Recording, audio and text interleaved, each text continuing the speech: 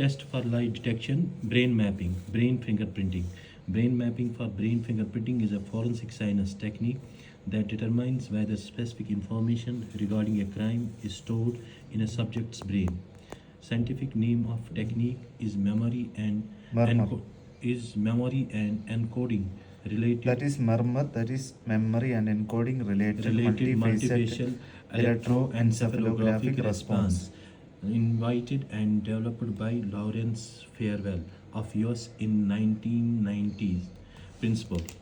Number one, storage of information in brain. If the subject has committed a crime, the information would be stored in his brain. Then number second, ECG response to crime related information. If crime related information, for example, picture of crime, scene, photograph of victim, motive of crime, etc., are presented to the subject on a computer screen, he may consciously deny the information, but the brain won't recognize the information. Then number third, this would elicit relevant ECG waves, EEG waves, which could be detected. Number three, EEG response to an image, sound, etc., is known as event-related potential, that is ERP. Number four, memory is an integral part of ERP. If a subject is shown a familiar image, for example, inside of an aircraft engine to an aircraft machine, his EEG would show memory-related waves in ERP. Similarly, if the suspect has killed with a weapon, his brain would be familiar with the weapon. If the weapon is shown to him, his brain would recognize it and would immediately respond with memory-related ERP.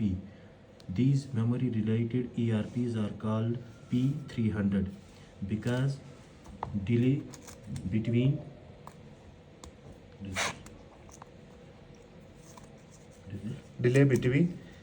Stimulus and response is 300 milliseconds. Then if the subject is shown an unfamiliar image, memory-related waves are absent. Then procedure. The subject to be tested wears a special headband with electronic sensors, electric cap, that measure the EEG from several locations on the skull. Then number two, he is then shown on a computer screen several stimuli consisting of words, phrases, or pictures. Stimuli are of three types. Number one, irrelevant stimuli that are irrelevant to the investigating situation and to the test subject, an unknown person, house, etc. Target stimuli that are relevant to the investigated situation and are known to the subject, face of the victim. And number three, probe stimuli that are relevant to the investigated situation and the subject denies knowledge, weapon of offense, scene of crime, etc. Probe stimuli contains information that is known only to the preparator and the investigators, and not to the general public or to an innocent suspect who was not at the scene of crime. Then results and interpretation.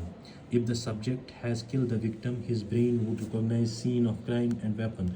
Even if he is consciously denies information, his EEG would show memory-related P300 waves. He is thus the criminal. Hypnosis.